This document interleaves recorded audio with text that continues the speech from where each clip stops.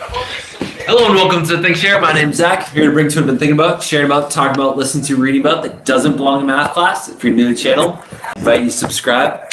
So this is a little live chat, and I just want to do a shout out real quick. So my friend Enjoying Life, he's also currently live streaming right now. He just hit 1,000 subscribers. One of the things I really enjoy about him is he's very genuine, although he, sometimes I always miss the beginning, so I don't really know what the chat starts about. I don't know if he just kind of comes on and just lets the chat go on as it goes, but he, I don't know, I've been having fun going on there. There's a lot of other YouTubers that are sort of in the same realm, trying to sort of personal development genre, that are also growing with a couple hundred subscribers. So it was really cool to see him reach 1,000 subscribers live on his live stream. So if you just search Enjoying Life, I think you can find him. He's currently live streaming right now. So feel free to hop off if you want to go subscribe to him. I'd love to give him that gift, as I've quite a few people from his lives have come to find me. So the general topic I want to talk about for today is why I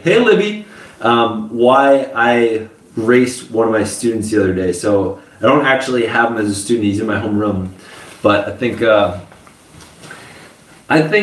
that there's a certain student/teacher relationship that a lot of teachers and administrators feel shouldn't be breached. And I think part of the reason that exists is because classroom management can get pretty challenging if you get like too close, like too friendly with the students.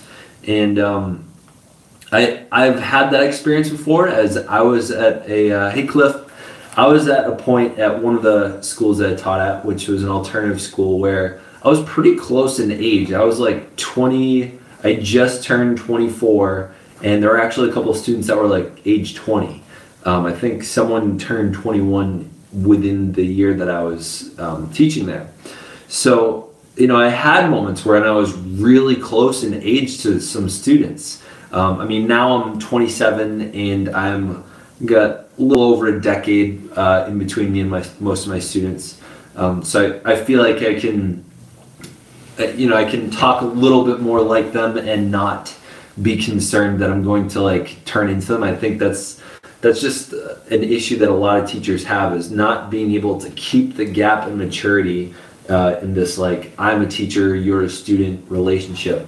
Student. I think that when it comes to athletics, I feel like so many students would love to compete with teachers, and I know I always wanted to. This light sucks. I don't know why I'm not facing so that we get some better light in here. I don't know why so many teachers really resist sort of competing or being active against their students in whatever kind of competition you can think of. But I feel like it can definitely be done a lot more than I see it. So I know there have been a couple other teachers out there that have sort of made it either like a reward or something to compete with their students, but I feel like it's just really valuable and it can really build morale. Like I know for my homeroom students, I'm gonna be with them for 4 years.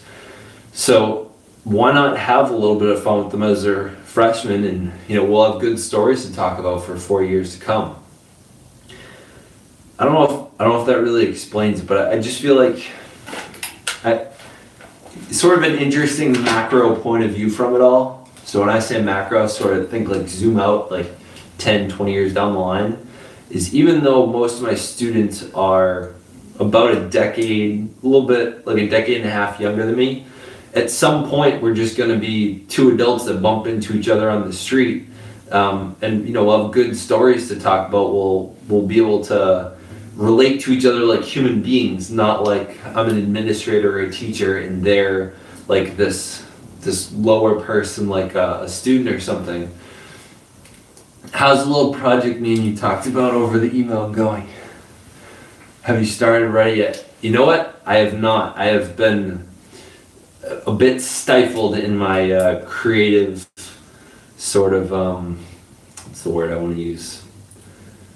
My creative muse has not been alive and well the past couple days. We've been working a lot on real estate, and it's been somewhat painful trying to get things to work out. And I mean, I've not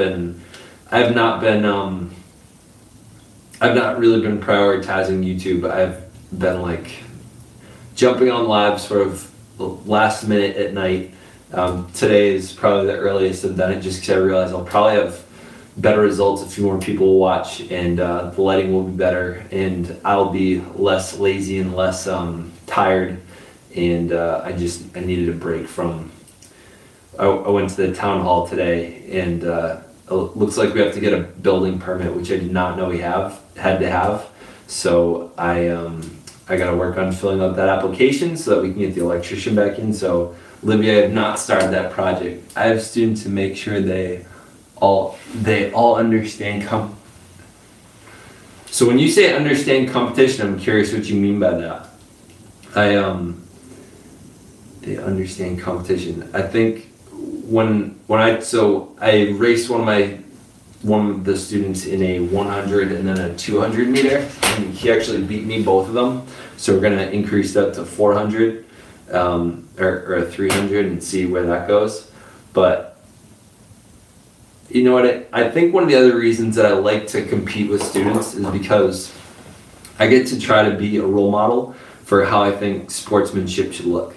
I think a lot of students out there display really poor sportsmanship. And I mean, there's obviously a lot of them out there that do things well, but I think it's good to have a role model in terms of sportsmanship. So I know, one day I was Odell Beckham Jr., right? He's one of the better known NFL players, and by now he's kind of a prima donna. We're used to him throwing his helmet around or punching things or getting really emotional and angry and upset about things. And I feel like he and the people in his caliber are kind of the main people that we look at when it comes to sportsmanship. So, if my students have some respect for me, which I'm assuming they have at least a little bit, I want to use my status as a teacher as a possible role model in their lives to model what good sportsmanship looks like. So for me, like, I lost. I didn't say I got demolished. I didn't say I got crushed. I did get beat, and I lost by somewhere between 0 and 1 second. I was probably a quarter of a second or so. I was maybe 5 feet behind the student when I lost, and I feel like so many people are really love to blow up a loss or something.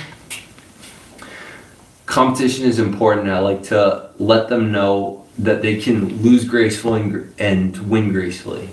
Hello, I didn't realize you're alive. I really need to sleep more. Cheers. Going back to your channel and thank you. Thank you, Erica's Wacky World. So about what you were saying, happy trail cycling, winning gracefully, I think, so I would say I exhibited losing gracefully, despite the fact that I felt like I had to puke after because I didn't have enough water or food inside of me. I think at one of the places that I used to work with some young adults, I feel like whenever they go to, very often, something that I see very often is young adults betting each other on a competition, saying like when you hear people say bet, that comes from people saying, yeah, I bet you wouldn't or something, and it's just turned into bet. So when you hear someone say bet, like what that comes from is them saying, I would bet that you wouldn't. And so all the time I was hearing students like saying, I'll bet you $20. No one would ever bring money to the table. They would just say, I'll bet you money. So I said, this is garbage. We gotta only do like push-ups or something that you're actually going to deliver on. And I think there's so many poor sports that say, oh no, my ankle is hurt or something, or, you know, I didn't eat today, or I didn't drink enough water today, and then they duck out. And that, like, as I was going to the race, I told the student, I was like, I might puke after this. I am not feeling well, but I'm not going to use this as an excuse, and I would rather puke at the end of this right now than duck out of this, because I think to build up hype for a week about a race and then not do it, that's just a really clear sign of immaturity. Sounds like you have a similar idea. Not puking in front of students is one of my goals. I can't say I have a goal to not puke in front of my students. I think it would only make me more human to them, which I think that's how I want to occur. Because I think as much as teachers want to be looked at as someone to be respected, I think at the same time, if we, you know, I think when it comes to, like, this is sort of a parallel thought, but I'm kind of getting back off topic here, is I feel like when I look at the politicians of the world, I don't always see leaders. And so I would like to think if I look at the teachers, I could at least find leaders. I'm a crier, and cry when happy, sad, or mad. They know I'm human. That's good to hear. So puking's not required for you to appear as human. But I feel like when I see politicians, I don't always see leaders. And I don't want that to happen within the teaching body, the teaching, I don't know what I'm trying to say. Within most teachers, I would want students to see leaders, because I think it's really hard for people to find a good leader within politicians, because so much of it seems like it's about getting elected and having it be a popularity contest. I really try to find opportunities to lead by example whenever I can. So in being competitive, in taking an opportunity to go up against a student in some kind of competition, whether it be the talent show, whether it be a physical speed competition, you know, whether it be Rubik's Cube. I had asked if I could race against the kid that can do it blindfolded. There's a kid in our school that can solve it blindfolded, and I wanted to go up against him at the talent show. I think it's important that students see their teachers as human beings. Do anything outside a classroom with them is a good thing. Cheers. Thanks, Miss 27 Giovanna. I try to define leaders well to my students. They see leaders as role models, when actually being a leader doesn't mean that you're a solid role model. Interesting. Being a leader doesn't mean that you're a solid role model. They see leaders as role models. See, I feel like I would see a leader as a role model, because a role model is ideally leading by example. I'm curious as to if you could give me a little bit more of an elaboration on that. I feel like,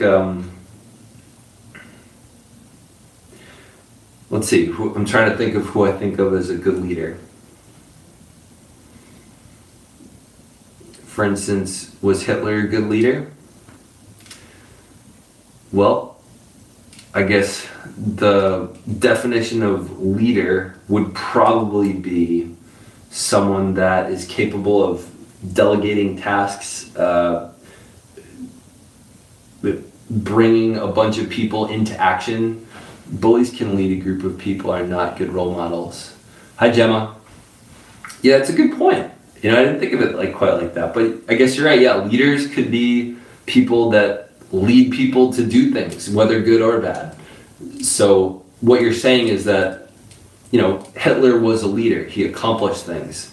That does not necessarily mean that they're good people, or that they're people we want to go after. Found you through enjoying. Oh, glad to hear. Yeah, you got to watch him hit 1,000 subscribers.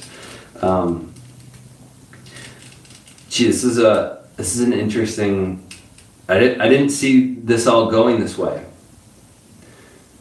So I guess I would say if I were to look at myself as which I am more of right now, I'd say I try to be more of a role model than a leader. Now I'm kind of stuck. Don't be sorry. I'm trying to think of myself. I mean, I would like to think that I'm both. I don't know how much I actually move people into action, but that's a good distinction to have, is that not all role models are leaders and not all leaders are role models. I wonder if, not all politicians are leaders, not all politicians are role models. Some leaders are politicians, though. I'm not going to go into that. Happy you caught your laugh. I'm glad to hear it, Gemma. I don't think some politicians are human.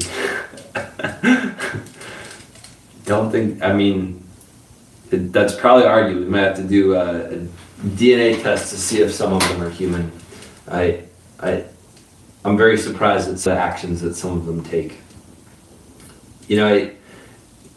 This is kind of a strange topic change, but still kind of on the same topic. One of my like far off like dream bucket list items that I don't think I'm ever really gonna try to make happen, but I think it would be really cool, is I would really love to play a game of basketball with a couple of the people that I really look up to. And so I guess what I'm saying is some people that I look to as role models and as leaders in their respective fields, I would really love to compete in an athletic event. And I realized that I really wanted to do this because, what did you say that there? So are leaders competitive with their followers? Are leaders competitive with their followers? Possibly. An interesting example is the other night there was a basketball game that was played with. There were a couple of retired and current New England Patriots, and they came in and played various business owners, teachers, and a couple other people that were trying to help raise money for the school.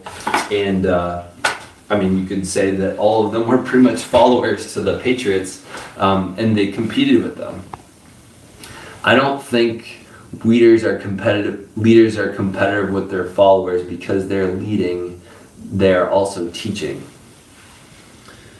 So I want to come back for a second to what I was talking about. So one of the books that I really love, one of the authors that I really love, I don't know if this is my favorite book of his, but Tribe Mentors, Tim Ferriss. Tim Ferriss is probably one of my favorites because he just like dabbles in everything. He started getting famous and became his first big book was 4 Hour Workweek. And one of the reasons I wanted to play basketball with him is because I feel like he would kind of suck at basketball, and I would love to play with him because I feel like I would get to exercise something I'm good at, and it would feel like I would get to kind of put him on my level in some way. And the reason I would want to do that is because I was thinking one day, like, if I were to have lunch with Tim Ferriss, what the hell would I talk about? And I thought the same thing about Gary Vaynerchuk, is like, I don't know what I would actually talk about. I guess both of them I would ask them, I would share with them my story, and I would say, is there anything that I'm not doing that you think I could or should be doing to 10x my results? And is there something I'm really missing here that's obvious in terms of the goals that I have? But at the same time, like, I really just want to play basketball with them because I guess it's similar to the bucket list goal that the guys that made the Buried Life on MTV, one of their bucket list goals was to play basketball with Obama. Can you compete and lose and still teach? Oh, hell yeah, you can. You can definitely compete and lose and still teach. And I would say this because the student that I lost to in the 100, he still respects me, despite the fact that, I think by my reaction being very human, I would say being pretty humble and down to earth, like congratulating him, like saying thank you for racing me. By doing that, I think he enjoyed and appreciated that much more of the competition of it, versus I had played with him and some other students on in basketball, and the funny thing about that is, as I played him and some of the other guys, like I played 3-on-1 and still beat them 21-2, and so some of them kind of continue to talk smack about it. So one of the problems that occurs is they continue talking smack, and like I just can't have a real conversation with them. But with him, I was able to, speak directly with him and kind of, I don't know, share an experience with them, versus the others, I think, really took the other experience and turned it into something slightly different. So I would say that I got the opportunity to teach, like I said, like good sportsmanship, or like I got the opportunity to teach being a good role model by just modeling the behavior that I would want to see out of them. Any advice for being petrified of going back to school tomorrow? Today we had a PD day. Sorry, different topic. No problem. I'm trying to think if there are any final thoughts I want to say that, but I guess my final thought would be, I would invite more teachers out there to find friendly competitions they can do with their students, because I think at the end of the day, at the end of the school year, at the end of your high school years, you really want to have a relationship with them, because anyone can learn algorithms on their own. That's all geometry and math is. You're just learning a bunch of algorithms. It's like putting an app on your phone. Your head is the phone, and learning geometry, that's putting, oh, thanks Aiden, putting geometry into your brain and understanding how that works. That right there is just putting an algorithm or an app on your phone. So if you are just doing that, you're not building the connection, the relationship that you have with the app, or the thing that brought you to the app. I think that metaphor starts to fall apart. So Libby, let's get to your question. You said, these days I want to hurl but kill. Any advice for me being petrified of going back to school tomorrow? Those days make me want to but your kids will need you. My math class.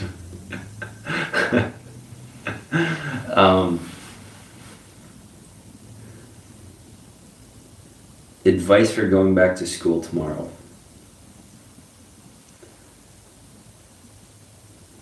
I think the best advice I could probably give to somebody that, this is sort of for anyone that's having trouble going back to school and not really wanting to, is,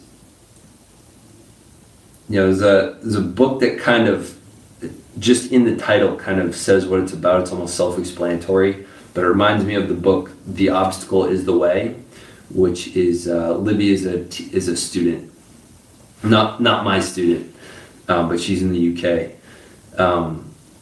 The Obstacle is the Way is this book which pretty much talks about the idea that whenever you go through challenging times in your life, one of the opportunities you have is growing from that experience. I feel like what doesn't kill you makes you stronger is like it's kind of cliche by now, but I feel like it really is true. Like, today I was not 100% pleased the way the conversation went with the city inspector. And there's moments where it's felt a little bit hopeless, where it's come, like, in terms of renovating the house. Like, there are days I want to throw in the towel and say, can we just live in can we just not build anything more? Can we just live the way it is? Like, I just don't want to go through all these hoops. And if we can keep our vision on the horizon and what comes after middle school or what comes after high school, and I know it's a long ways away, I think that's one of the things that we can look forward to. And it reminds me, I know school is not the same thing, because I know it's a different kind of experience, but there's some workouts that I really love to hate. There are, one of the things, as some of I've been trying to do recently, is I've been trying to get into a cold shower in the morning, and as I'm in it, I hate it, but at the same time, I love the fact that I'm doing it. Now, no one's forcing me to do it. So again, it's a little bit different than school, but at the same time, by going through that experience on purpose and thinking to myself, I'm going to suffer through this one and I'm going to feel great on the other side of it. That's been something that really helps me get through other obstacles. Like if I can get through like a cold shower by my own free will, then it seems like there's a lot of things that can happen during the day that I can get through. A lot of the people taught in this book, they said that one of their morning routines is try to get the toughest thing in the day done. So that's why some of them just do crazy workouts. Like I remember back when I was doing CrossFit, like you wanted to puke by 6 a.m. because you just worked your body out so hard that like that was the toughest thing you'd have to do all day. So I guess I just said a lot of things. I don't know if they're clicking at all, but you guys just said a bunch of things while I was babbling. Thank you for so I assume teacher of PD day. I'm a student. It's more the seemingly uncomfortable bad behavior. I really did, and I don't want to be like that, but I am. So sorry, then forget what I said. And it gets worse. It's fine. You mean you're behaving badly? Yeah, basically. I don't want to do it. I do and have been for ages now, and I'm scared of going to being kicked out because it's been talked about many times. Zach, yeah. They know I'm trying, I hope.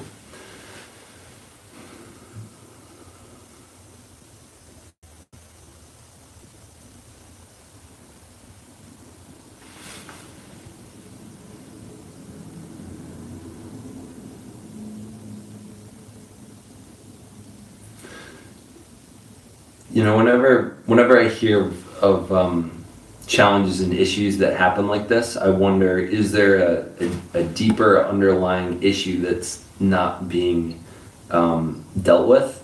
And I think I don't really want to turn this into a metaphor, but I don't know if this is gonna make sense. I'm gonna give it a shot anyway though. There's a story about a guy that loses his keys. And when he goes to lose his keys, he starts looking where the light is. And he's going at it for an hour trying to find him. And then someone comes over and says, "What are you doing? You looking for something?" He said, "Yeah, I lost my keys." And they said, "Well, where'd you lose them?" And he said, "Well, back there." And he says, "Well, why are you looking over here if you lost them over there?" And the guy says, "Well, this is the only place I can see." So I think a lot of times when we are dealing with some kind of challenge, we're often looking the only place we really know where to look instead of looking in somewhere else. So if something is continuing on, it's been for days or months or years, then I always wonder, is there something that's causing it all that we're not seeing or we're not looking for? And I think whenever I think of diet, I've heard so many TED Talks, I've heard so many things about how our behavior is very much correlated and related to what we eat. And I always wonder, whenever people are having challenges with just their own behaviors, I always wonder if it's nutrition related. I always wonder if it's food related. And I think it's, at some of the previous schools, you'd be looking at, what are some of the things that are happening in the classroom that cause students to act out or do something that you don't want them to. And it's easy to immediately turn to punishment. So, someone keeps talking when you're talking and you don't want them to. And so you say, "Hey, you stop talking." And it just turns into an ongoing thing, and they get used to it, and then you have to turn up the volume, and then it wears itself out. But if you can look for what's causing the student to be talking, and you can say, well, it's that they're not understanding it, or it looks like maybe they're sitting next to a friend, so that's when teachers change their seating chart. Sometimes that's when they realize they need to have less downtime in between moments. So if they're teaching one thing and they're switching gears, like they need quick transition time. So one of the things you could look at along with your behavior is looking at what's one of the, in Tim Ferriss's books, he always talks about the Pareto principle, which is 80% of results come from about 20% of actions. So if there's an underlying issue that keeps popping up, like let's look at what is that 80% thing and what is the 20% that causes it. And if we can find that, then we can make a huge difference in it. So coming back to not the person answer Libby's problem, I wish you could more help. Coming back to just having general bad behavior, this reminds me of when I was trying to learn how to lucid dream. I was trying to break it down into what were some of the things that I kept catching myself doing in dreams. So what I guess you can do in this case is look to see if you can catch yourself in the moments that you're acting the way you don't want to, and backtrack a few minutes or backtrack as to what was going on in your brain at the time. I know, like it took me a couple of years to discover this. Well, it's 31 minutes into a live stream. I don't think a ton of people are going to see this. Looks like I got 3 on. I had a bad habit throughout college and throughout a couple of my work years of falling asleep during meetings. One of the things I realized as time went on about falling asleep during meetings was often that it was right after I was eating. So one, I was sometimes bored in the meeting, so it was when they're just giving information that I couldn't really give any input on or couldn't ask any questions for. And there were also times when it was sort of like a break. It was around lunchtime and I had an opportunity to grab lunch and eat it during the meeting. So what I discovered over time was that it was sort of like I was having this like blood sugar rush, which would lead to me feeling sleepy. And so I looked at the behavior, I looked at where it was coming from and what was the habit surrounded by it. And so one of the things I started doing was playing around with what I ate or just not eating at all. One of the things I've realized is that if I bring a jar or glass of water or something, there's a much higher probability that I will stay awake during it, as dehydration is often one of the things that also pushes me to be sleepy. But I look to see what are the other factors. The other things I'll look for is what are some of the other things that are causing bad behaviors. Is it people around you? Is it what else is going on in your life? Is it to do with friends? Is it to do with the specific teacher? Like, is it always just one teacher? Is it one specific area of the classroom? Is it that you're surrounded by some other things? So if you can start to, use the scientific method, sort of look at your independent variable is going to be how you act. Your dependent variable going to be all the things that you're surrounded by that you can start to look at and see if you can manipulate them.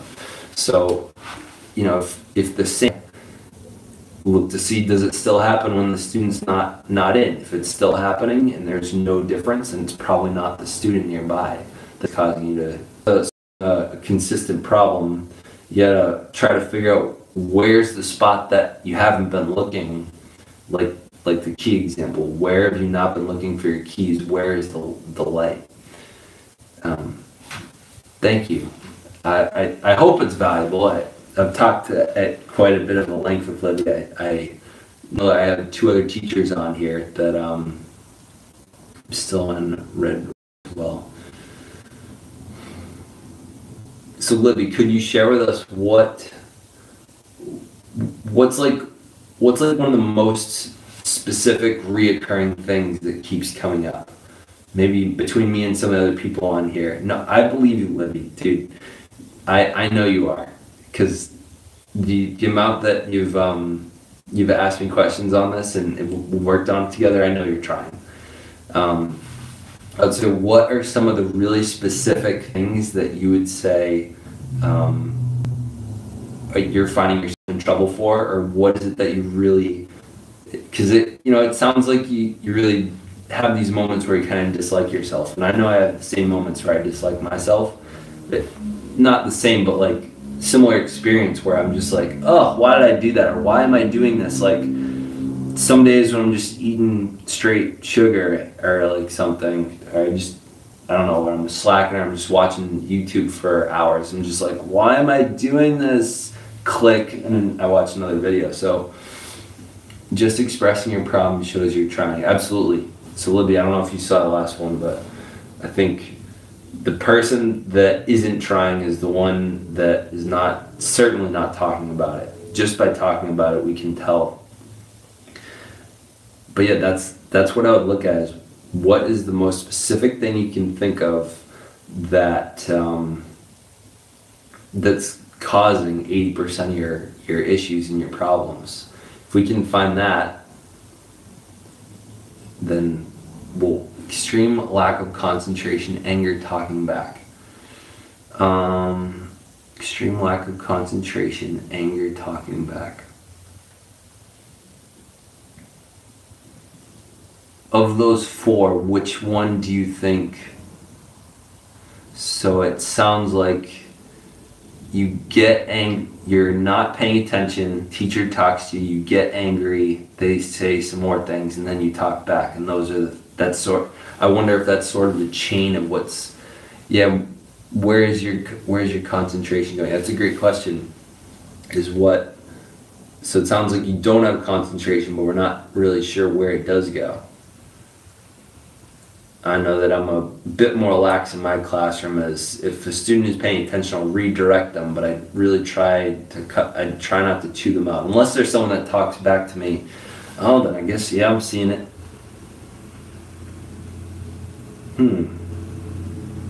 I almost wonder if there's a student in my class that I'm treating as you're being treated, where it's like they're off task, they're doing other stuff on their phone, call them out for it, then they get angry, and then it kind of continues. I try to circle back and try to end the class with like something on a positive note, but it doesn't always happen. Sometimes you're calling out students because it's distracting from others, or their personality type, you feel like they can handle it, but sometimes they hide it.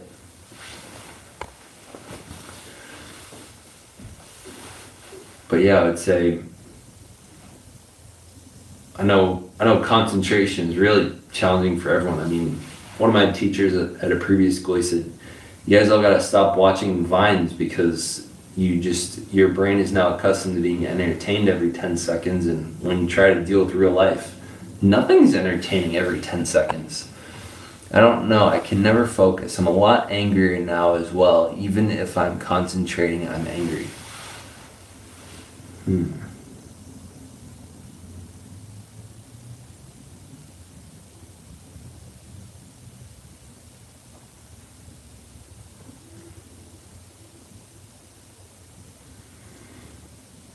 Well, I know one thing. What would you rather be doing? Have you considered counseling? I know one thing that improves my concentration levels versus takes away from it is my diet. I know that if I'm eating crap food, like if I'm eating really high carb stuff, like if I just eat like some cake or like just an all white bagel or something, I'm much more likely to have like ups and downs and like almost like I don't want to say mood swings, but like energy swings, and that has an impact on my focus. Already getting stuff like counseling from the school and from support officers at my school.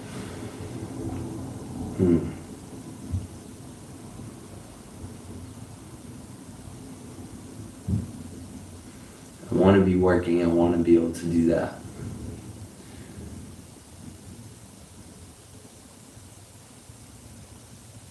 Helping and doing what?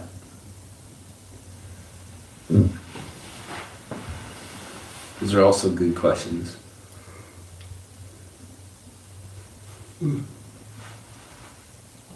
Thinking about the things that there are that you'd want to work on, that's an interesting, that's something I've never discussed with you, Libby, is considering if you were working, what you would want to be working at or working on, or who you'd want to be working for.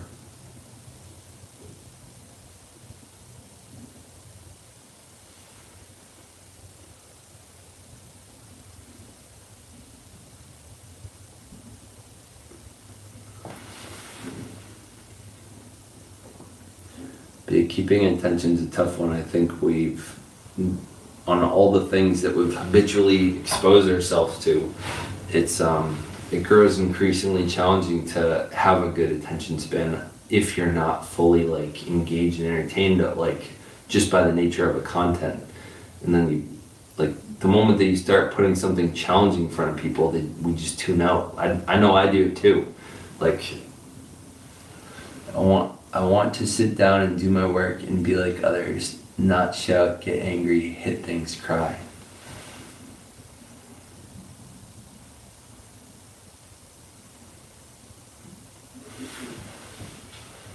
So it almost sounds like even in those moments when you want to do things, it's like emotions are sort of coming up and not quite sure what to do with some of those emotions.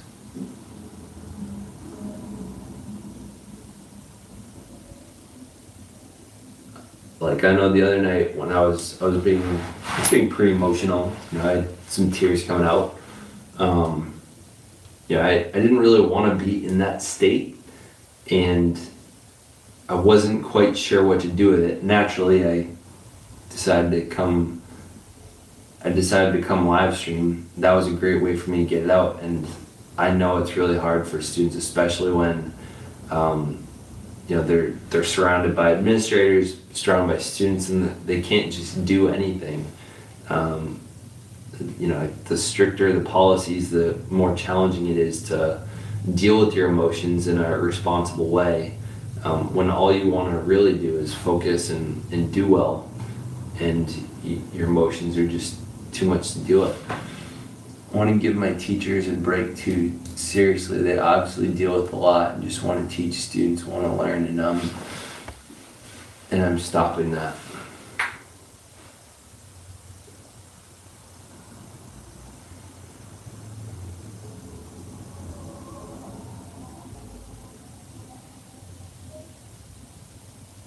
Libby, it takes a lot of guts to share all these things. Really appreciate it.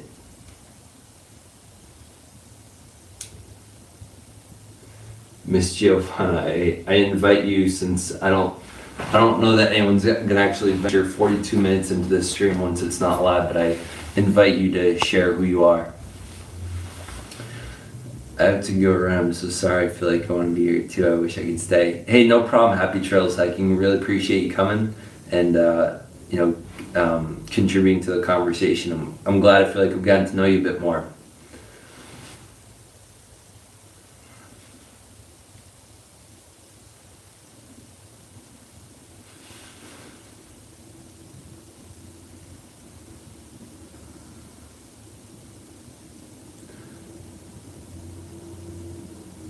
You know, another thought, I think I've said this before, Libby, is as much as no one wants to get kicked out of school, is that the worst that happens? You apologize to teachers after school and ask them for a redo.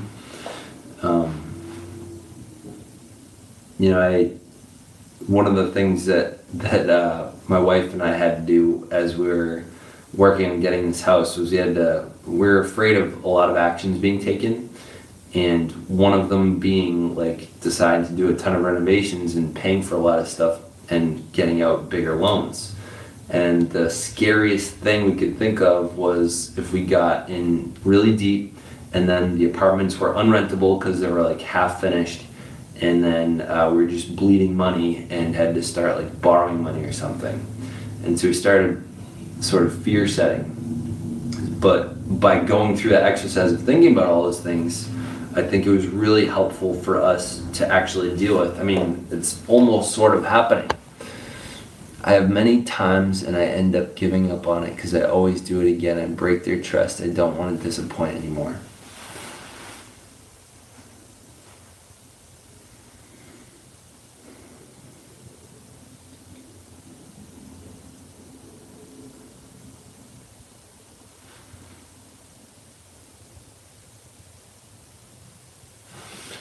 Yeah, I know the feeling of not wanting to disappoint people.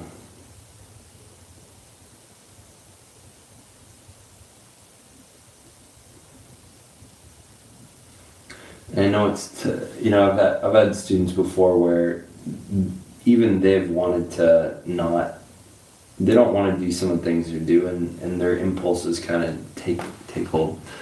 I think they expect some misbehavior out of you now, so any little thing you can do might trigger them. An honest conversation might work, but after school when you don't have an audience, it's not a bad idea either, is taking the opportunity of a quiet time or an individual time to try to have a heart-to-heart. Because I think if you can build a relationship with a teacher, it's much easier for them to work with you. Like, there have been students that have had more discipline problems with than others, and I think it makes it a little bit easier when I have a better relationship with them. I have had so many chances, they've given me chances, they've gone easy on me as well, and I still blow it.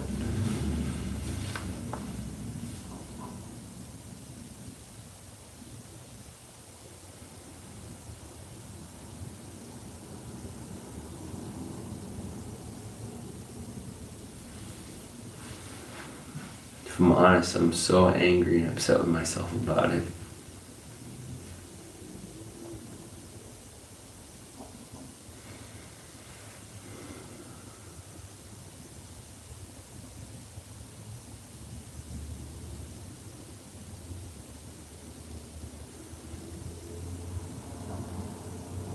I've turned to skipping my lessons so I don't have to go through that and others can learn and teach.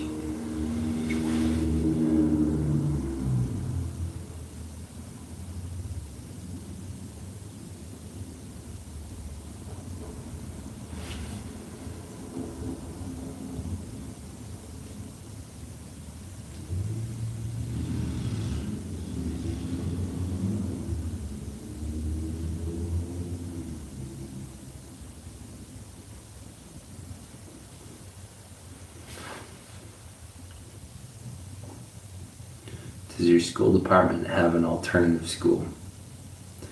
Yeah, that's kind of what I was thinking. I know for some students the classic classroom structure just doesn't work for them.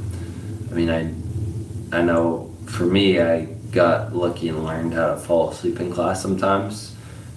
I don't know if that makes me lucky, but like, I just know that there's a lot of different classroom structures that if they're not project-based, if they're not active, if they're not moving, if they're not standing, like, there's a lot of different things going to it. The general classroom structure is not meant for everyone. It's really just an efficient way to use your teaching resources. I mean, I think classrooms were pretty much invented because they wanted to teach a large amount of people a bunch of skills, and so if they set them all up to be looking at in one direction, the teacher can then teach the same content and hope they'll consume it. But over time we found that that's not the only way it works. Not sure, but I know they wanted to send me to behavior unit for a while and still probably do. I feel like I can't do it. I think you can do it. I think it's gonna take a continuous, as much as you feel like you mess up, any relationship, whether it's with yourself or with other people. Hi, Gangsta 152. So right now we're talking with somebody in the chat about some of the challenges that they're having at school, and their relationship with themselves is a bit diminished. So I think a lot of people out there, it's easy to lost my train of thought there. I think a lot of people, we are able to have relationships with other people, and from day to day, they're gonna go up and they're gonna go down. I think my relationship with my wife days we'll have tough days, and I will break my word, and I'll get upset, she'll get upset, and at the end of it, we'll still be able to say I love you to each other. And I think that's what keeps us intact, is being able to eventually get over something. And sometimes, it can whittle away at the amount of trust you have with someone. And that's one of the problems that really occurs sometimes, is if you keep whittling away at trust, it's hard to build it back. And I think you're experiencing that with yourself, because I think we all have a relationship with not only other people, but we have a relationship with ourselves, because there's sort of like the past self, there's the self that we experience as what we've accomplished, sort of our identity, and we relate to ourselves based on our past, and it sounds like it's really hard for you to relate to yourself as your word when everything that you have in your past says no, she can't be her word.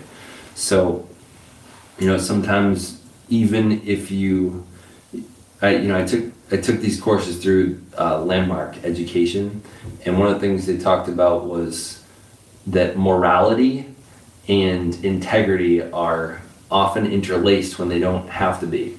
So the idea of that is, a lot of people, integrity is sort of like keeping your word not only to yourself but to other people.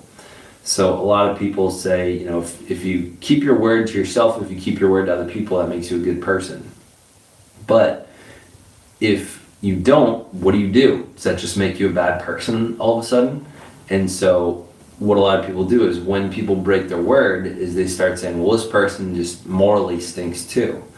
And what they say is that, what if you were to try the idea that they're not interconnected? Even if you break your word, there's a way to sort of restore your word. Now, over time, it could degrade and might be hard to build back your own experience of yourself. But one of the things you can do is, and it sounds like you've been reflecting on this, which is pretty powerful, especially for someone your age.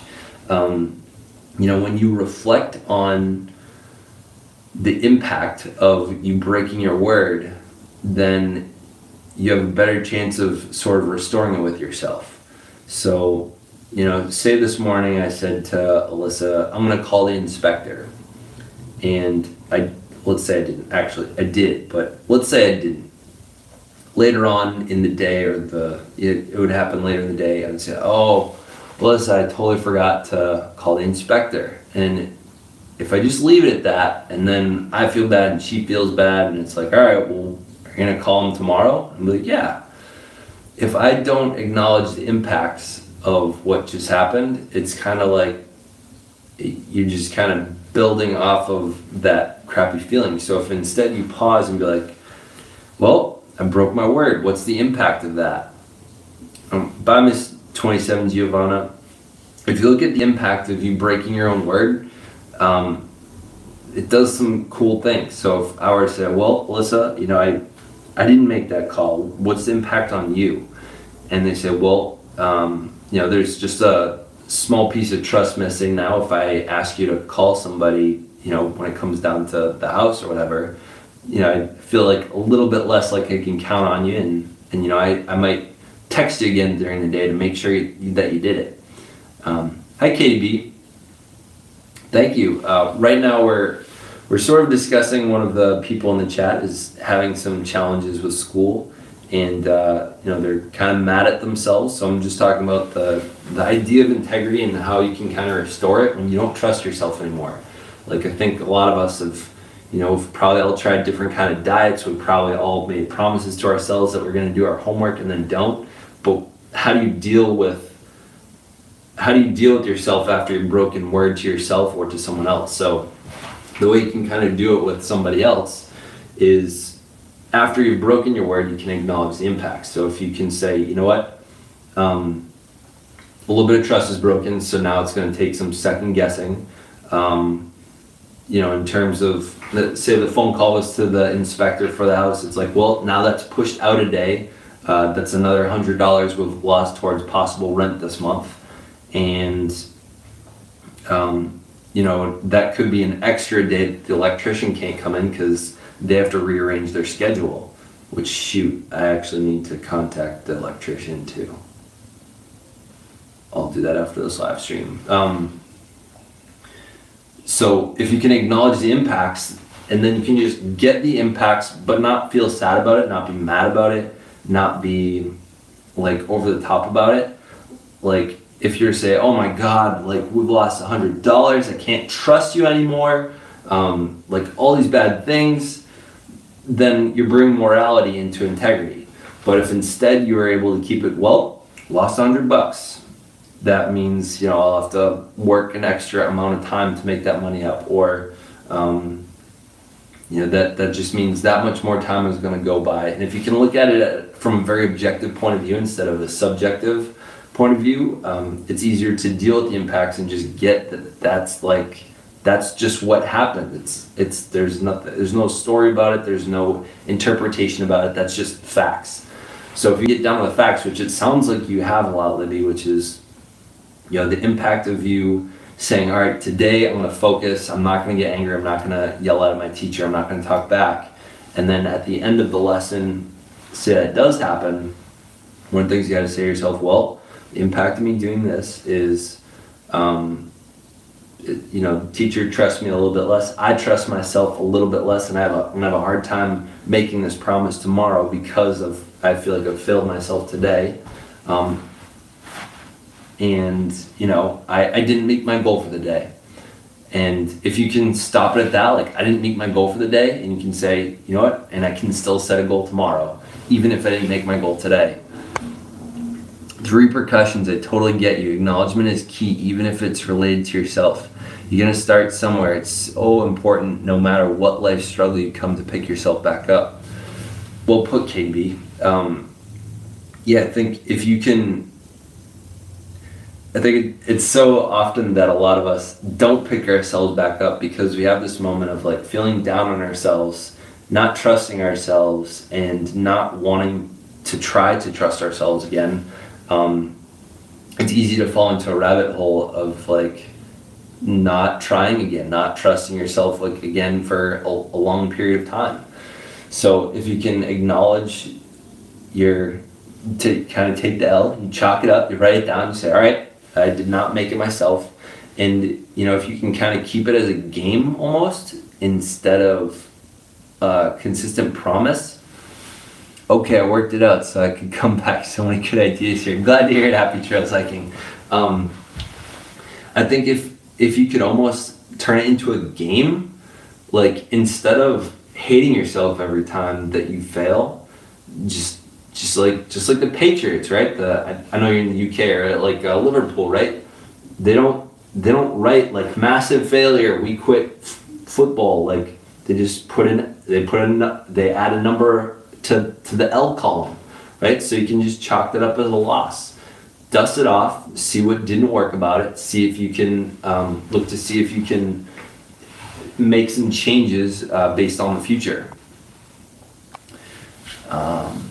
On our other channel, Healthy Trails 199, we set goals and miss every week, he says. That's why I thank God every day for my little one to keep me motivated. Every downfall I got to keep setting goals, keep trying to achieve. Yeah, I mean, you can hear from two people that know what they're doing over there, is if you can get used to failure as a part of the process, I think you're a little bit better off. If you're looking at failure as I am a failure, like if you're making that mean something about yourself, you're gonna keep hammering on yourself. You're gonna keep beating yourself down to the point where it could be hard to come back from. So if you can just write a wins and a losses column, even if you're the Cleveland Browns, I know it's an NFL reference, but the Cleveland Browns that don't do a whole lot of winning, they're still an NFL team. They're still top performers in the world. Like, to be on an NFL team, you still have to be an unbelievable player to even play. Like, their games are still close.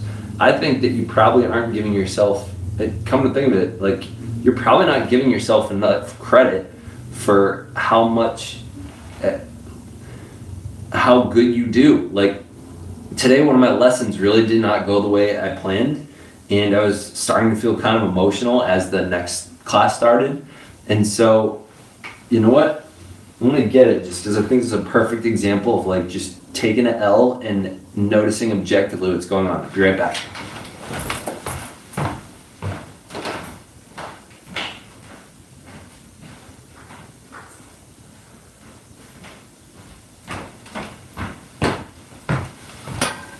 My throat's getting sore from talking this whole time. I can't believe you guys actually listened to me this much. So, really interesting. Or maybe not that interesting. I think it's kind of interesting though. Oh, where is it? Alright, I might have left it. Hold on, let me try one more time. It's so good.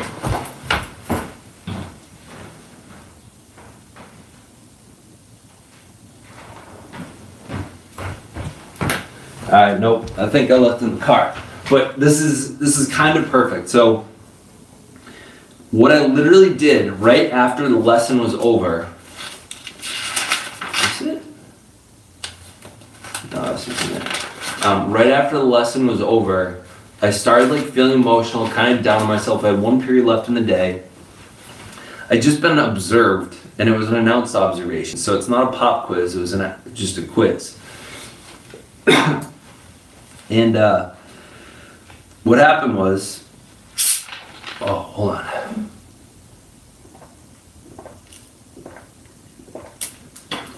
Woo. What happened was the lesson just didn't go the way I wanted to. I was prepared for students to know a certain amount so we could get through certain things. They didn't quite have that baseline skill that I was expecting them to. So when I felt myself getting down, I literally, like, all my next class was coming in, and I was like, well, shoot, like, Zach, like, gotta snap out of it. Like, they're here. So I turned to my note, my legal pad, and I just wrote down, I'm disappointed right now because I would expect more out of myself. I really feel like I did not deliver the objective of this class. And I realized, you know what? I don't know if I delivered the objective. And so was the other perfect thing. So one of the things that I do sometimes in my practice, a lot of teachers do, is did an exit ticket. So the exit ticket was to find out, you know, about how much they learned. Did they, so I'm not gonna share the names or anything with you, but in here, this is, these are like 20-something pieces of paper. This is 20-something, this is my last period, this is my second last period. And I gave them one problem. I wanted to see if they could solve it because it was very similar to the ones we've been practicing. So when I wrote down, I said, I'm disappointed in myself because I wish that, I really feel like I could have done better. I have higher expectations of myself. And then I realized as I was writing that, and because I was writing that, as I said, I don't actually know what my results are. I don't know how much of this, and it comes back to Pareto's law, right? Tim Ferriss talking about the 80-20 rule. I realized that, you know what? I was probably interacting with the same, not the same, I mean, there's 20-something students, you know, I definitely try to spread myself out, but when you notice something's not going well, sometimes it could be because you're checking in with some of the wrong people. Dipsticking is this idea of you're checking in to see, you know, how well are they doing something. But if you put the dipstick at the wrong place, you're going to get off results. Like, if if you ask the wrong people, you're going to get bad data. And so one of the things sometimes we don't realize as humans, we suck at collecting data in our brain that's accurate. It's really easy for to get emotions involved in it. So sometimes I'll go to check in and say to myself, did they really learn it today? And I'll realize, you know, 5 of the people that I'm thinking of off the top of my head, if they could do it, are usually the ones that are the most outspoken, or they are the ones that I find like off task so much that I need to redirect them. And sometimes the other 80% of the class, I'm just not even thinking about whether they know how to do it or not. And that's what these are for, is for me to actually look, can they do it or not? Were they just saying, we don't get this, and then they were able to perform? Or were they, for those that were saying they got it, were they not able to perform? So I think a way to look at wins and losses, instead of asking yourself, did I win or did I lose? You got to give yourself some kind of a metric. So, when I look at these problems, I'm going to look, one, I asked them, I want you, even if you're stuck, to at least set up one problem or one equation. So we're looking at circles and center angles and arc measurements. And I said to them, I want you to be able to do a couple different things with them, and I want you to solve them. If you can't, you should be able to at least set up one equation. So you should be able to say all the arcs add up to 360 degrees. A lot of times that's kind of all you're going to need to solve. And from there, you can look to see, are there any equal angles? Are there any other things that add up to 180? So from there, I have an objective measurement as to whether I've failed or if I've succeeded. And I think whenever we're looking at our promises to ourselves, it's really easy to not be objective. It's so easy to say, you know what, I failed today, and it's so easy to just chalk it up as a loss without really looking at the objective facts of it. So if you can come up with a measurement, I think you could have a better chance at deciding whether you've won or lost for the day, or whether you should chalk it up as a loss. Students can be really hard on themselves, and they use to instant gratification. Pounding yourself down every day on every hour cannot be easy. Absolutely not. Man, I can't believe we've been talking for 67 minutes. Thank you all for staying with me. We get 7 likes. I absolutely appreciate it. Libby, I don't know if you're still there. It's been a little bit. I'm assuming you've been listening, but are there any other questions you have along with that? I think if I were to sum this all up in a minute or 30 seconds, I would say one of the challenges people have when they're trying to improve themselves or improve a situation that sometimes seems impossible, improbable, or hopeless, is they don't recognize their own progress. And because they don't recognize their own progress, they don't think they're winning, and so they give up.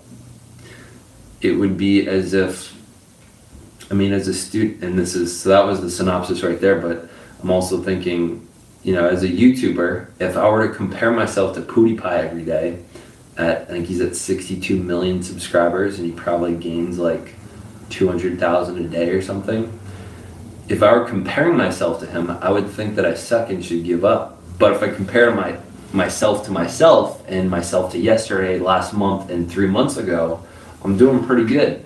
In terms of subscribers gained, I'm around 100 per month, so that's like 25-ish a week, which that's like 3, 4, 5 a day. And I think I've been doing even better than that. I've been around like 5 a day-ish, which that's not nothing. And if I were comparing that to someone much bigger than me, even somebody that's like at 2,000, and they were getting bigger and bigger and bigger, it would be really easy to judge myself as sucking and making no progress. But if I can look at myself through my own lens, my own objectives, my own measurements, then I'm much better off.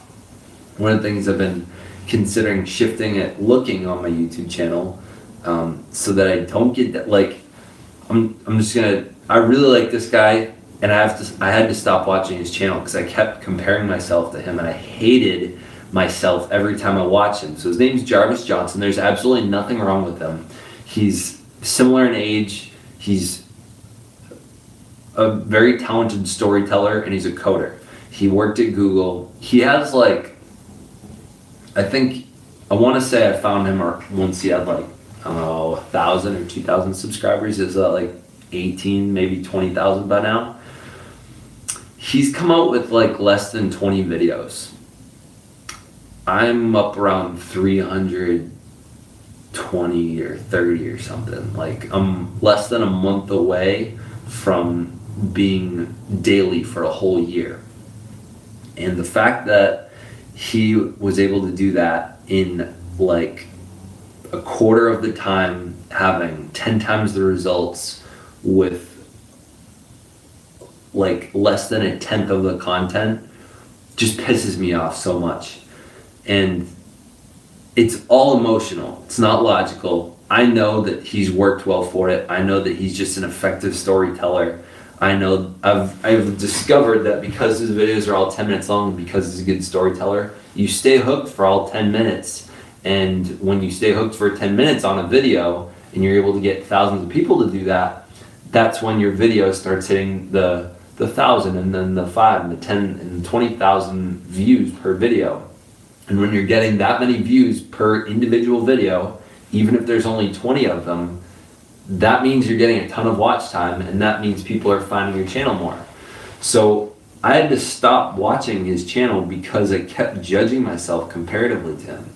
And when I was doing that, I just wasn't looking positively on my own practices. I wasn't being true to myself. And when I found myself upset, like I just didn't want to live stream. I didn't want to try to make creative content. I didn't want to try to storytell because it wasn't going to be good enough to beat him. And I realized it's not a zero-sum game. A zero-sum game is like if one person wins and another loses. And the great part about social media and the great part about education and the great part about the majority of things in life is that they're really not zero-sum games. Just because someone wins doesn't necessarily mean someone else loses. I don't know where I else started this from. Oh, I guess comparing yourself to yourself. Yeah, you gotta find good measurements to compare yourself to yourself.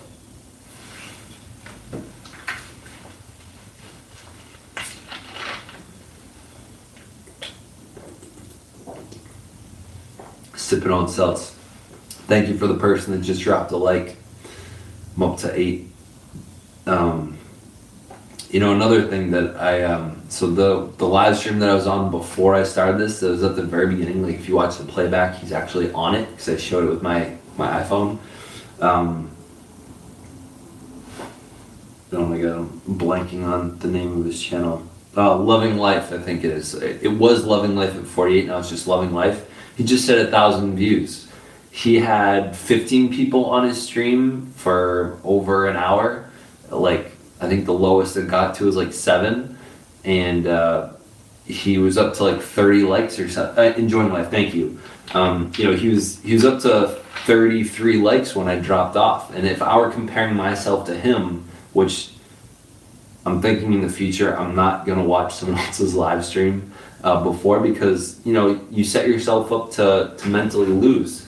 If I were having this live stream the whole time and comparing myself to him, I would get sad about myself. I'd be like, oh, only 4 people on right now. But you got to be able to center yourself on what you want. And I think one of the values that I try to bring to this channel is that, you know, even if there's and it's really challenging to do this sometimes, especially when it does seem like a numbers game sometimes, is, you know, 4 subscribers that are listening the whole time are better than 30 that don't even comment. Like I was listening to Lewis Howes. He's I think it's called the School of Awesome or the School of Greatness or something, and he had over 100 people watching, and there were about 10 comments over like 20 minutes. And I think in this conversation and in Enjoying Life's conversation, there were like triple, quadruple, I don't know, there must have been like 50 comments within 5 minutes. So you really got to be true to yourself. Even if there is a ton of watch time happening on Lewis Howes' video, I got to ask myself, what do I want to get out of these? I think if I'm providing value that people are staying on, like, it blows my mind that there's 5 people watching, to the point where, like, my throat is like getting sore from talking. Your channel is amazing. I'm recently subscribed to your channel. I like what I'm watching. Thank you for letting me judge, Gemma. Like, I don't remember the last time I've actually had to break out liquids to like keep myself from like croaking.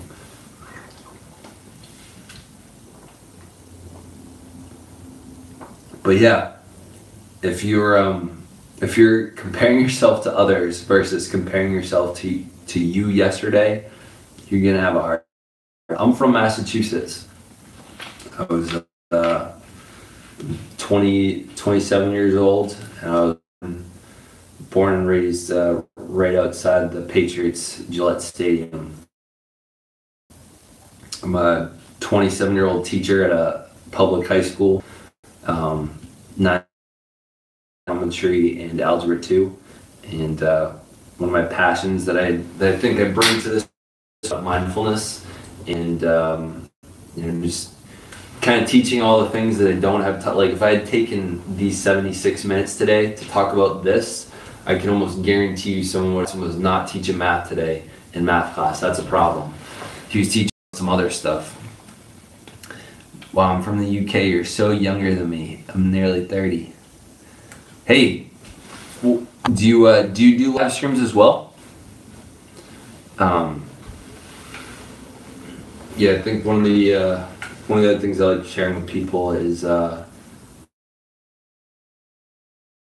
want this YouTube channel to be is an opportunity for my students to learn from a human being, somebody that is good at math, because I think that's what a lot of math teachers occur to students as, is just like someone's really good at math, but not necessarily anyone they want to take any other kind of advice from. Gemma, what's your channel about? Because I know I've seen it, but I'm not sure I know the general like theme of it. Like for the other two people that are on right now, what would be your like 2-3 sentence pitch as to what you are living? Oh yeah.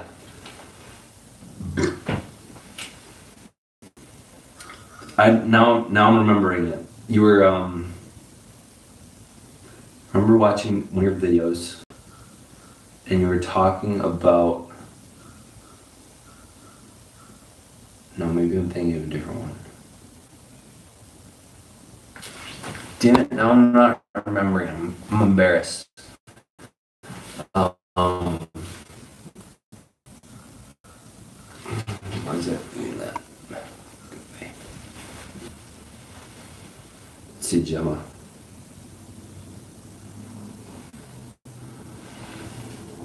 No, you did. No, I know I did. I'm trying to remember because I'll be honest.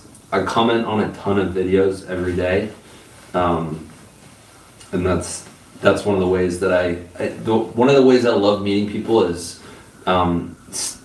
commenting on their video, and then when that turns into like a 20 comment chat in between, like every other day, like they'll comment back or I'll comment back, and that's how I get to know people really well. But Gemma, yeah, I definitely remember. I don't. Oh,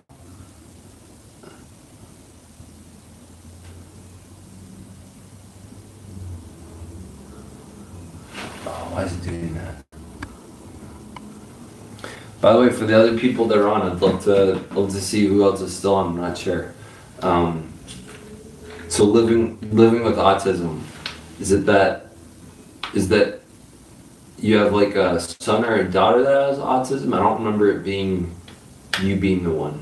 Oh, Happy Trails Hiking. I know I've commented on your channel as well, and you're a teacher. I'm trying to remember what or which of the videos I've seen of you. Weren't you guys the ones I think that went to Yellowstone, I think, right? And yeah, Gemma, you were talking about, I thought it was that you were talking about autism awareness indoor. I think you were talking about you're talking about gender identities. I think it was. I think that was the one that I commented on. I think that's why I'm getting confused. No, I'm autistic. I'm an adult. Oh, okay, all right. Gender identity. Yeah, that's what. there was a training we had at school that I thought was really interesting, and I still haven't watched the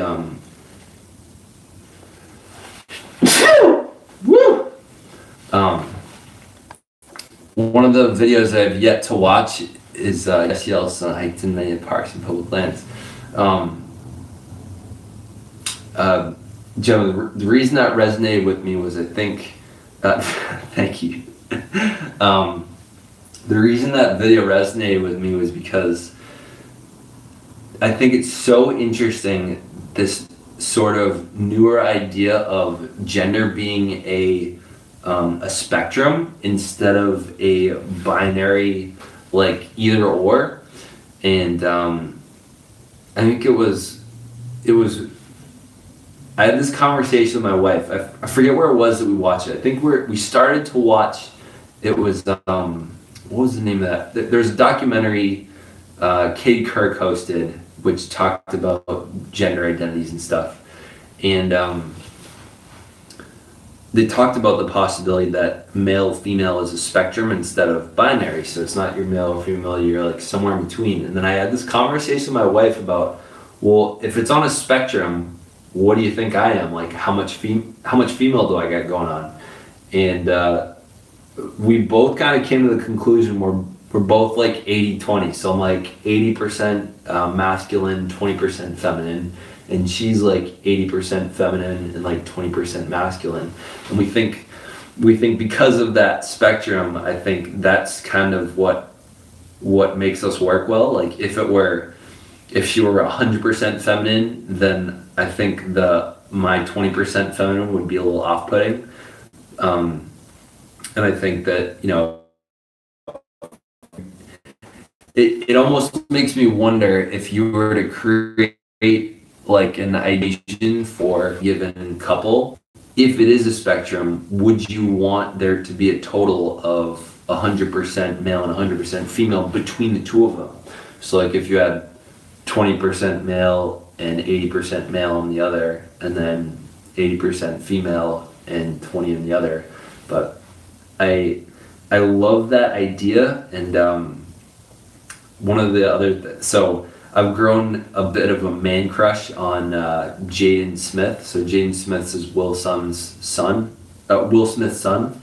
and he just came out with a rap album called Sire. Sire is his middle name, and I forget where I saw this first. Oh, I think it was like a Vanity Fair magazine, which I never look at. So one of my friends was showing me, and Jaden Smith posed with Louis Vuitton with a skirt on, and there were these like two pictures that I thought they were nice pictures. They're on his Instagram, I think, and actually made a video about it back in like January. So they had this one picture where he had no shirt on, and he had a black, like, kind of flowy skirt, like before his knees, and he had a flower in his hair, and he's just got like his arms crossed, and I don't even know what it. Oh, there were just like two other models that he was like walking alongside of, and he had. I mean, I definitely wouldn't wear this just because it didn't look comfortable, but he had like this. I don't even know how to describe it. Reminded me of like one of those hot, stuffy wool like jackets that's like kind of knit, but he was wearing that with a skirt, and he was getting so much crap for it. Like there were all these internet memes, like there's a picture of him on the phone, like Willow, his sister, like, can I borrow your closet tonight or something? And I just thought to myself, this guy is so comfortable with his sexuality that he does not give a F about what these people think, and I love that. And I think kind of an ironic experience in my life was I played rugby in college, and when I played rugby, I realized after playing rugby maybe a couple of years later that the reason I joined the team was to prove that I was like a man, because throughout middle school, throughout high school, I was bullied quite a bit. I was sort of labeled as a sissy, as like a crybaby. And I think I was always kind of craving this identity of being really overly masculine and being someone that people really see as like a man. And which reminds me of like when Justin Bieber in one of his in his interviews in like 2013, he said, "Yeah, I'm gonna try to be more manly this year," and everyone's like, just by saying that you're not being manly. Besides the fact, but I realized after doing rugby for a couple of years, the purpose of me joining the team and staying on it was because I really loved the identity that I could kind of have for myself by saying I was on the rugby team. Because like even a football player comes over and you're like, "Yo, I'm a football player." I was like, "You play a wimp sport, you wear pads." Like I play rugby, and I realized this a couple of years later that was why I did it. And one of the really interesting things about guys on the rugby team was how comfortable they were with their sexuality. Like you would not believe. Like I remember one year for Halloween, all my really good friends on the team, like they just dressed up in drag for Halloween. Like they would go, a ton of us would go out, and mind you, this was before I probably should have been at the place, but we went to one of the gay bars and like a ton of the captains there were like regulars. They weren't gay. We were really good friends with the girls rugby team, and we'd just hang out at these places. And I just thought it was so cool that we were able to develop this really comfortable sense of who we were, that we weren't fazed by like the kind of bro culture that really trying to think of the word to describe it. I think there's a lot of bro culture that really shies away from people being comfortable with their sexuality. People need to stop assuming we are our own person. We should live how we like to. You're being so open and honest and sharing your experiences. You're very encouraging. Assumptions are unfortunately part of life. Humans make assumptions every day. The only thing you can manage is how you react to others. Absolutely. Thank you, Gemma, as well. But yeah, I think one of the cool experiences I have with rugby was just, oh, congratulations, Courtney. Courtney's one of my students. I told some of the other girls that you guys should have kill ruled them by inning 3, but that's pretty awesome. 13-1, that's nuts. But yeah, so I love I really love the idea that is exploding people's brains about the fact that we can now think about gender as a spectrum instead of a boy or girl, and it's really cool just thinking about what kind of future we can create based on that. Like an interesting group that I was looking at recently, I was walking through the grocery store and got engrossed in, like, this is embarrassing. You ever seen like the J14 magazines? I think I had a subscription for a short period of time in like middle school. J14 is just 14s. And I was thinking to myself, oh, I mean, I'm on YouTube. I should probably find out what all these tweens, like, who they idolize. And I recognized like 10% of the names. But one of the interesting ones who I've heard of before from my last school was BTS. I forget what it stands for, but BTS is like, I don't want to be racist here, but I know they're an Eastern Asian, it's either Korean, Japanese, or Chinese, and I don't know which one, but I know they're an Eastern Asian. She plays softball. Yeah, 13-1 softball. I know, the score is ridiculous.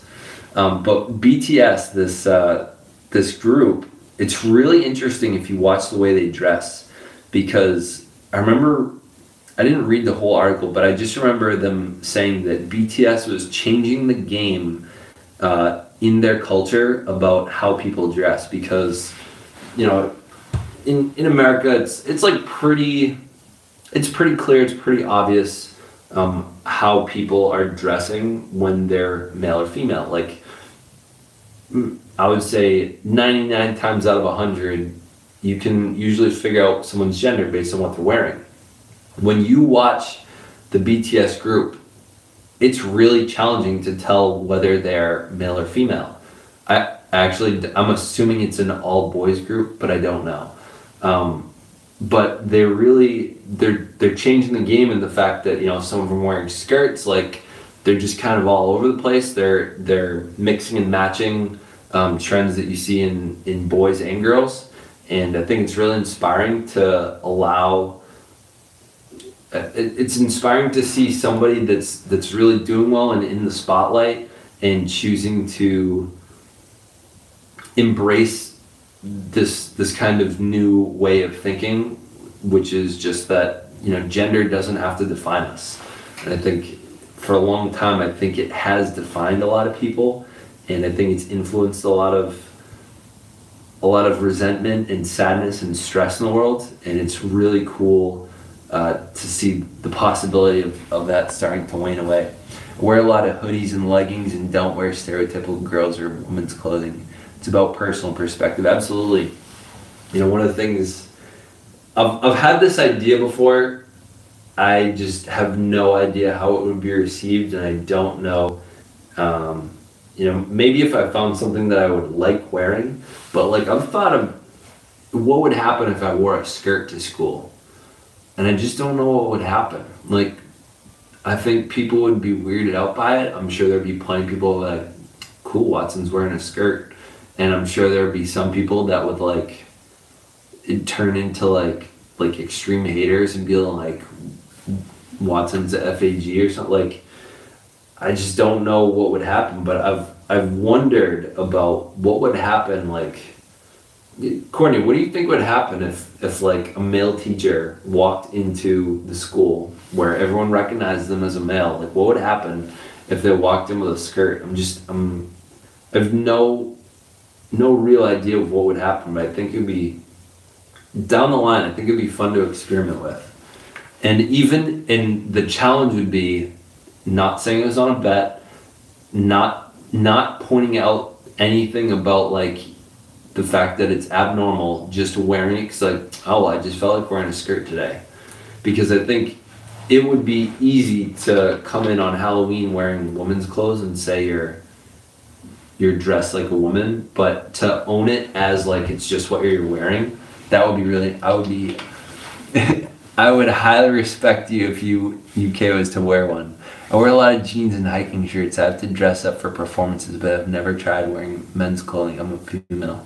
Oh, I'm sorry, Happy Trails. I think I've been relating to a male. I'm not sure why. I feel like it's maybe because in one of your videos it was I don't know why I've been assuming that. It's strange about that. Had to go back to the high school to get my bags and went to see if you were there. Then the door was shut. I should consider clothes change. I feel like the school would first be weird, after be okay with it. It's okay, my husband and I are a team. I think people should accept you for wearing you feel as comfortable. I agree too. An interesting thought about judging people on gender. So one of this person has become my favorite hater, and kind of a funny example. So if you look at any of my videos talking about the gay pride flag, you will find why. This person, I don't know who they are, what they are. They claim a couple things, and I'm just not sure I believe they are who they say they are. But I don't know if it's a male or female. At one point, I think I referred to them as a he, and they're like, and then they said back to me oh, you preach to not judge people and all this stuff, and you think I'm a he? And I was like, well, that's the last time I'll make that mistake. This person's commented easily over 100 comments since September when I first found them. A lot of them have been on my why I have a pride flag in my classroom video, which I came out with that March 2017, and it's on my previous channel, Zachary Watson. It's up to 10,000 views at least. But this person, I have a really hard time picturing them as a female because they're so anti-gay. They're really offensive. They say pretty disgusting things. And that my brain has just become so accustomed to only hearing that kind of disgusting language come from males. And so I really wonder how they identify. I don't know. but they say that they're like 10 years older than me, that they're like an engineer in like the middle of America, and I just don't believe it. I think that they're probably one of my students or they're in the school, but they say some really hurtful things that I'm so thankful for them, because I've grown to be able to brush trolls off my shoulders like nobody's business because of this person. Like on I made a video like almost a month ago now. I put it out during April vacation. Thank you, Gemma. I'd like to think so. I can't guarantee that, but I put out this video about how you can help your teachers put up a pride flag or a symbol or something in their classroom. And you know, I've just become so accustomed to this person. Why they said like I don't know, something FAGS, like you should die or something like that. And to this point, I can like literally accredit this person with making one of my other pride flag video like really popular because of the amount of comments they kept putting in, and it kept gaining traction because of it. This was my comments. This person was like, come on, why like I was expecting a little bit more out of you. Like, this is child's play. Like, are you gonna even like try to insult me? Like, this is not what you're capable of. Like, you're better. Like, I don't want to say you're better than this, but like you have so much more hate to throw. Like, why are you letting up on me today? This is weak. Like, bring it. And like every once in a while I just have these moments of like egging some of these people on, just because at the same, it's almost similar to like the title of this video is like, I want to see some of my students see how I deal with haters. And that's why I've made, I don't know, like 3 or 4 videos talking about how I've dealt with people with hate speech. Because I think that if I can show them how I can deal with it, maybe some of them will have the confidence to deal with their haters the same way, which is just laugh at them and just be like, really, that's all you got? Until the point where the haters just like digging for dirt, and then they can't even penetrate anymore. And I feel like that's almost to the point where I've gotten, where a lot of people can say some pretty mean stuff and it just doesn't penetrate. And I owe it all to this person, this YY character, because they've sort of inoculated me from, like, they've said such ridiculous things at some point that it didn't even occur to me that I could take it personally. Because I think the challenge of haters is we take them personally at first, and that's why they're hard to get over. But at some point, when someone says something just so outlandish and ridiculous to the point where it's like there's no way this could even be taken personally. Like, what's going on in your life that you would be this sad and angry and mad? Like, the moment that comment comes on and you're like, oh my God, I can't, it would be ridiculous if I were to take this like personally, because this had nothing to do with me, but this person's so angry. Like, that's the moment when you get over haters like completely, is when you have that moment when it's like just so absurd. So I look forward for any growing YouTuber. I feel like I should make just a video just about a moment like that. I don't know what comment it was, but it was at some point in the barrage of them that I was receiving a ton of them, that I almost got fond of it, because it was just, as much as it's not fun seeing this hate exist in the world, at the same time, it's fun playing with people that feel that way, because if I can make light of a really heavy situation like that, then I feel like I can help train other people that would be really hurt to find a lightness and find a point in their existence when they're receiving things like this, and they're like, Watson shook it off, I can shake this off, this isn't that bad. Oh man, why they crack me up sometimes. They just really say ridiculous things.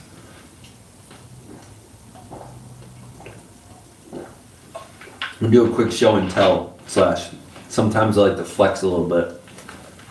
You give me a new idea for a video. What is it?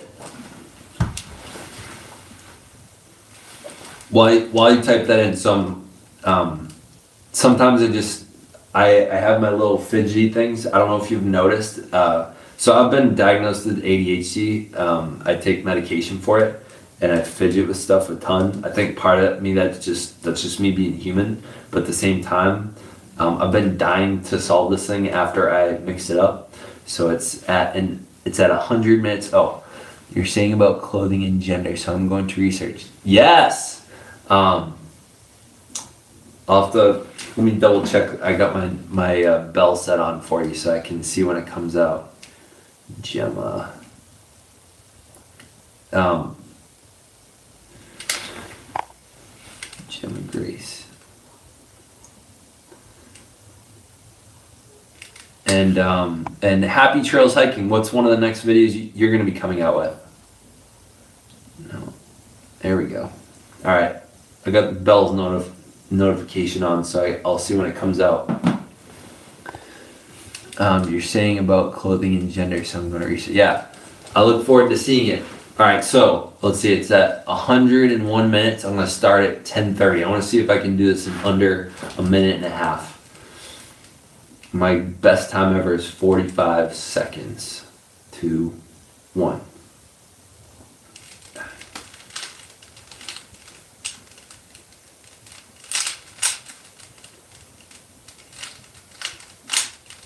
Got my white box on the bottom. Green, orange, where are you? Nope.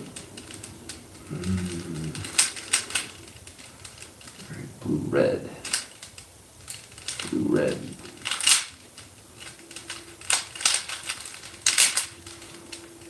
Alright, got that one.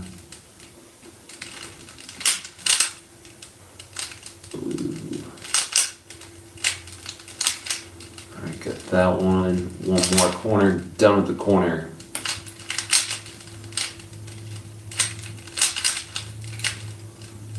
And top, almost there. Down. Oh, I think I'm good. All right, just a couple more. And done. 102.43, so I think that took me a minute 15-ish. But yeah, my best is 42 seconds, but I'm usually consistent under 2 minutes. We just hiked to a natural tunnel, editing now, nice. A natural tunnel, so that like a river like it was a rock that just eroded, like there was a small like leak and then water just kept streaming through it, turning into eventually like a giant tunnel. One of the ones I'm like half working on it. Most of the time it's just, you know, I've had so much fun with live streaming that I've just kind of strayed away from editing because I just get so much more enjoyment and engagement out of this. I mean, I've had a blast like the past, 20, 30 minutes. It's like, it's just been Gemma, Happy Trails, and Courtney. I know Libby was on for a bit, but like, I get a ton out of doing these, and like, I think that when I was listening to Enjoying Life, like I just get a huge kick out of when I'm a viewer and he actually speaks out loud and I comment. Like there's just something cool about it. I think it's just I don't know, it's really fun, someone halfway around the world seeing your comment and responding to it. And I know it seems so simple and like that happens every day on the phone and stuff, but I don't know, someone that you don't know that you found through YouTube, through videos, it's cool. So I've been really kind of resisting editing just because it takes a lot of energy, and I feel like I've been putting off this one project. So last week and the week before, I was trying to teach myself how to backflip. So if you've seen my Instagram, Zach ThinkShare, I created a nine photo, like I don't know how to call it. They're just 9 square photos put together to one big square, and it didn't come out quite the way I wanted to. But it's me in midair, upside down, saying, "Will he land it?" And behind each of the pictures is a video of me almost getting the backflip, and one of them I pretty much get it. But I've been wanting to create the vlog of my journey from zero to landing my first backflip on a gymnastics mat, and I've just been putting it off. I think part of it is I feel like when I'm live streaming, it's like I can finish at any time and I won't feel guilty stopping.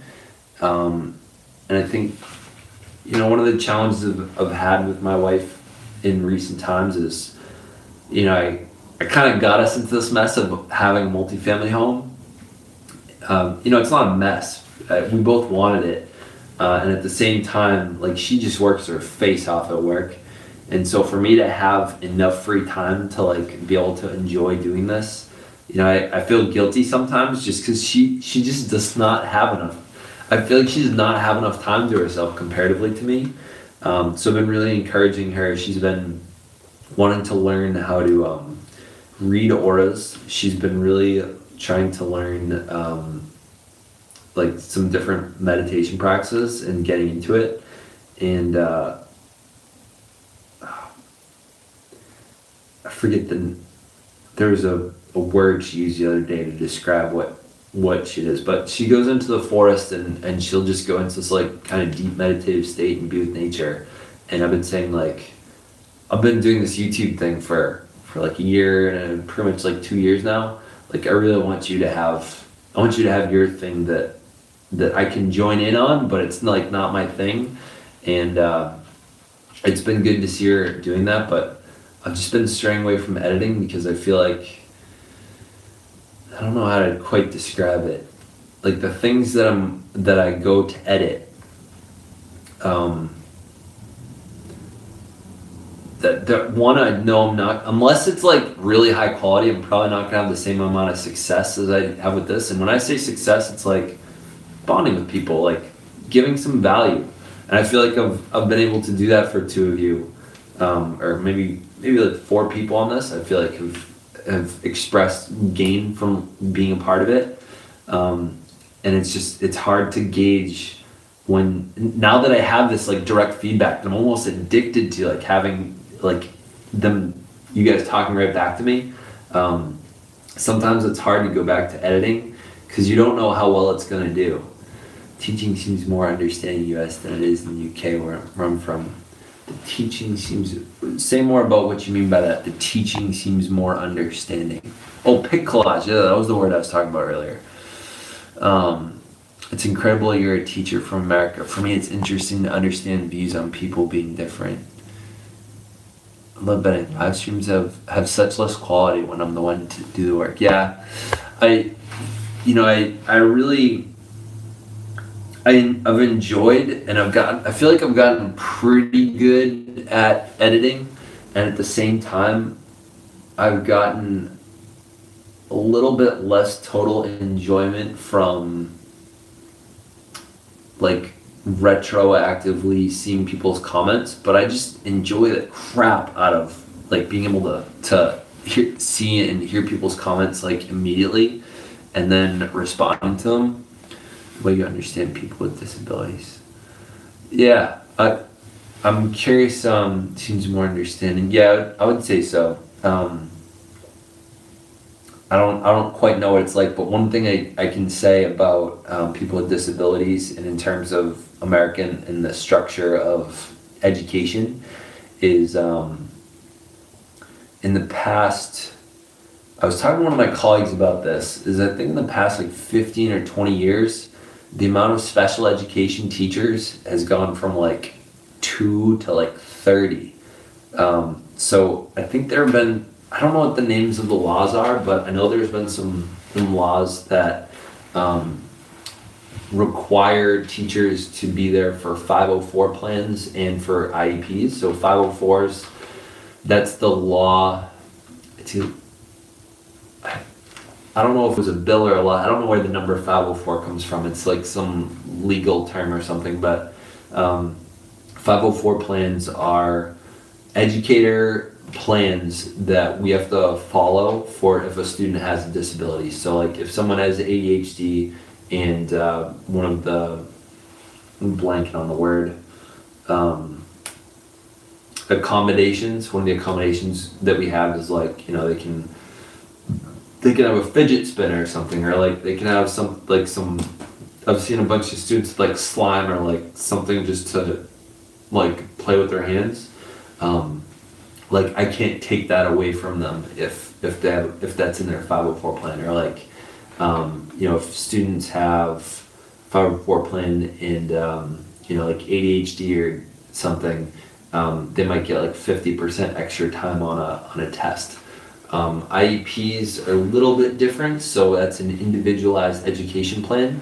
So 504s are about disability, and that's very legal. And IEPs they're not necessarily as legal. Like you would get in less trouble if you were to not accommodate somebody.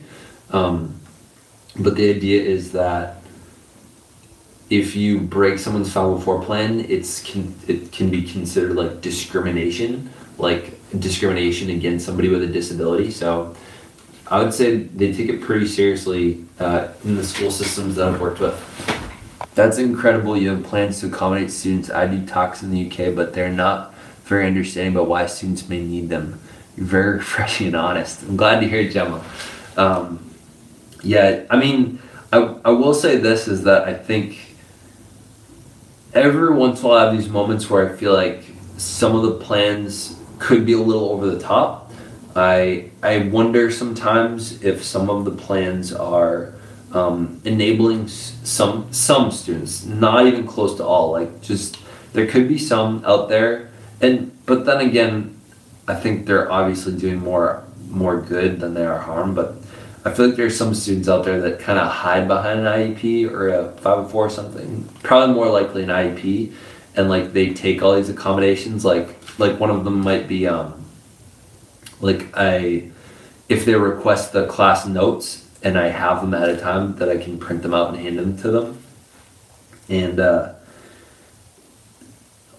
lot of students don't take advantage of that, but you could. Some students could take advantage of that and just be lazy. And like, I know I've heard of some accommodations that seem a little bit silly. Like, it's actually more crippling the student by telling them that they can do that than actually helping them. So it's sort of a catch-22 sometimes, but I think there are a couple of students that I know it really makes a huge difference for, and I'm glad that they have that for. And I think the level of acceptance, even when the difference between when I was in like fourth through high school, like, I was in fourth grade in 1999 when my friends, I'd consider my friend, although it was kind of strange getting to know him, but he had Down syndrome, and I would even say I was guilty of bullying him sometimes, because I just didn't get it. And throughout the school years, I learned and I got it that I was getting picked on myself, and he was. I think that throughout our system, that almost doesn't exist anymore. Like, I really feel like you don't see things like that. It's really great to see that students are so accepting, so loving towards their friends, especially when they do have disabilities. And I think now that we have a lot more information, and that we have a lot of students out there that are being recognized at earlier times that have disabilities and different disorders and things, we're able to be a lot more inclusive, rather than just looking at it as like a character trait that they're not social or they're weird or something. So I would say, yeah, our systems have been pretty cool, and I'm glad you pointed that out, because I don't think I've appreciated how good it is. I haven't realized how good it is based on that. Oh, how's it going, Marcel? Damn, I didn't realize we've been live streaming for 114 minutes. Crazy. Marcel, let's see, I saw you on, it was, blanking again. 48. Living happy, enjoying life. That's what it is. Oh man, we've had a hell of a conversation the past 150 minutes. So it started with me talking about how I raced to one of my students in a 100 meter run and then a 200 meter run, and just talking about how the reason that I did it was because I wanted to be a good role model for my students and how to take a loss gracefully and how to take a win gratefully. I lost both of them. We will be continuing the competitions, but that's how it kind of started. Talked about leadership, talked about the difference between a leader and a role model, and how leaders can be effective but be horrible role models. Like Hitler was an effective leader, he got things done, and he was a disgusting role model. That was an interesting direction the conversation went. And then one of the students talked about how that she's been having trouble with school. So I think for maybe like 20 or 30 minutes, we considered, me and a couple other people in the chat were thinking about, what could we be thinking about, what could we be doing about to improve her situation and things she could be doing. She was really trying, but at the same time, she was really mad at herself for breaking her word on things. And so that sort of translated into judging ourselves and what we can do to self-reflect on hating ourselves and the relationship we have with ourselves versus like the type of relationships that we have with others. And now if we treat both the same way, where if you really just try to keep your integrity intact and not try to bring morality into it, it'll be a bit easier. And then, man, where did we transition from there? Then I was just I was sharing some things about myself, probably like the past half an hour or so. Talked about how Gemma came on, and I was talking about how one of her videos impacted me, and I was talking about how one of the cool things that I've been sort of learning more about is how people are saying that gender is no longer binary, but it's a spectrum. And how a couple different sort of popular icons are sort of changing the game in terms of what masculinity looks like and how you can be feminine at the same time. And then past like maybe 10-15 minutes, been talking a bit about school systems and the difference between the UK and America. Whew. I gotta drink.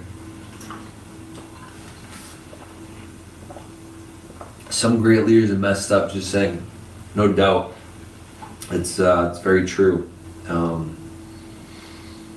Yeah, I'd definitely say there's a lot of leaders out there that are leading us to do things like, I mean, you look at people with fashion brands like the influencers out there that are getting us to buy stuff we don't need. They're great leaders. They're sadly some of our influencers, but they get their job done, and it doesn't always help us out. In terms of influence, I like talking about Polar Seltzer because it's calorie free. There's no flavor, there's no sugar. Well, there's flavor, but there's no sugar. And I love this because it gets me to actually drink water because I just don't drink water. I gotta stop. I gotta drink a little bit more because I've been talking for almost 2 hours straight.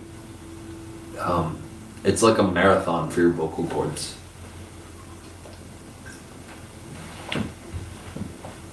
Marcel, which one of those topics struck you the most, would you say? Some great leaders can conquer and destroy the world at the same time. Yeah. Marcel, I saw one of your videos was, I forget the name of it, but it was your dog. And it was like, I want to say it was like 8 seconds or like 12 seconds, and I didn't quite understand it. I wasn't sure what I was watching.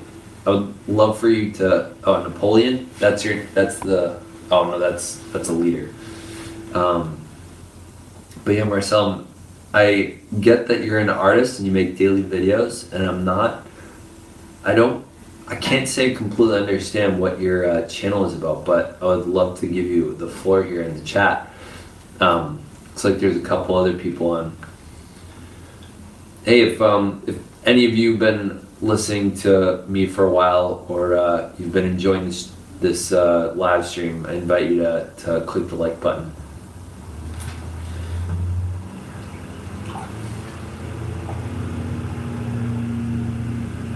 It's been a great distraction for me. I wanted to do a live stream today. Get knocked out for the short vids. It's just fun. That's it.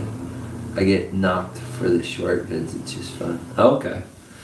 I didn't mean to knock you. Already smashed the like button. That was personal grade. Thank you. I try not to get overly excited about getting likes because I feel like I don't know what it is about the like button, but I think I've just been ruined after watching. So one of the tactics I used at the beginning of my piece. Oh, sweet, we got 10.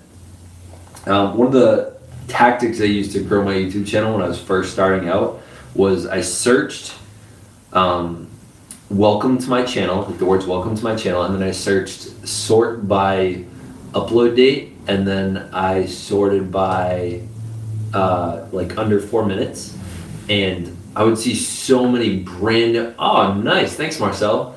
I would see so many brand new YouTubers just trying to sound exactly like their idols that had millions, and they would say like, you know, make sure you don't miss a single video, hit that subscribe button, smash that like button, let's see if we can get 100 likes on it, and there are people with like, I don't know, like less than 5 subscribers, like they're brand new, and like I even when I was that early, like even when I had like my students follow me, like I just couldn't bring myself to sound like that, just because I don't know, I just felt so fake doing it, like I felt so self-promoting, and it was like kind of painful, but yeah, that's one of the reasons I don't say smash the like button. Just support you, brother. 500 likes and no final. 500 likes and no final? I don't know what that means. Nicholas Brewster also smash the like button. Uh-oh, one of them just went away. Let's see, one of the things I was going to talk about the other day, which I didn't end up talking much about, PewDiePie reference. Oh, okay. One of the things I was really going to talk about the other day, and I'll share this with you. So I think pretty much everyone here, they're all YouTubers. This is the audiobook I would invite you all to check out. So if you've never heard of Gary Vaynerchuk, Gary's one of the main reasons that this is a daily channel. I started forcing myself last June, like last 2017 June, making daily videos because of this guy. So he wrote the book Crush It. He's written Jab, Jab, Jab, Right Hook. He's written The Thank You Economy. This is his newest one, Crushing It. So Crush It was one of the first books. I feel like sort of like, Nicholas knows what I'm talking about. Just sell your channel, Marcel, swearing you. Okay. Oh, I love when people find each other on my streams. Keep it up. Yeah, so Crushing It it's pretty much like, it's a playbook for, I'm getting a call. It's probably, it's from Amherst. So that means it's part of the Alumni Association from UMass calling to ask me for money. I'm gonna decline today. Shoot, I forgot. Yes, I was. Sorry. So Gary Vaynerchuk, yeah, one of the things that I really liked about this book that I've listened to it 1.5 times now is I feel like I get slightly new ideas every time. The book is pretty much, he shares, I don't know, like maybe 20 or 30 stories of how people are, in his words, crushing it. And to that, what he means is people are doing what they love. They're making enough money through an online branding or personality to fund the lifestyle that they want and own a business and leave their job so that they love what they're doing 40 hours a week instead of hating it. And, you know, I really enjoy teaching. I would love to teach leadership full time. And currently my skills are in math. and so I think it'll take some time before I can actually teach leadership full time the way that I want on my own terms, and being able to build my own. And the best way I see that is building my own brand doing it. I teach leadership in my classroom, I would say, roundaboutly, not directly, and so I guess I was just talking about the book, but what I really love about the book is that he goes through all the different platforms: Instagram, YouTube, Facebook, Twitter, Snapchat, Musical.ly.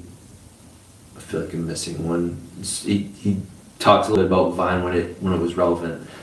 He goes through all those different things, talks about some of the major pillars of what you need to be successful. Like, I realized my old YouTube channel was Zachary Watson, which is actually like, it's sort of like still gaining subscribers from mostly this one video of why I brought a pride flag into my classroom. But it was a very, I did student challenges. Like, I got a haircut from one of my students from a bet. It was a fun channel, but it lacked like nicheness. And because it had existed since 2009, I couldn't change it. And I just didn't like the idea of putting my name on the channel. So I decided to start fresh, a lot because of him. I wanted to have a specific niche, which was pretty much, I guess not quite the niche that he would want me to have, but it's ThinkShare, so it's what I've been thinking about, sharing about, talking about, listening to, reading about that doesn't belong in math class.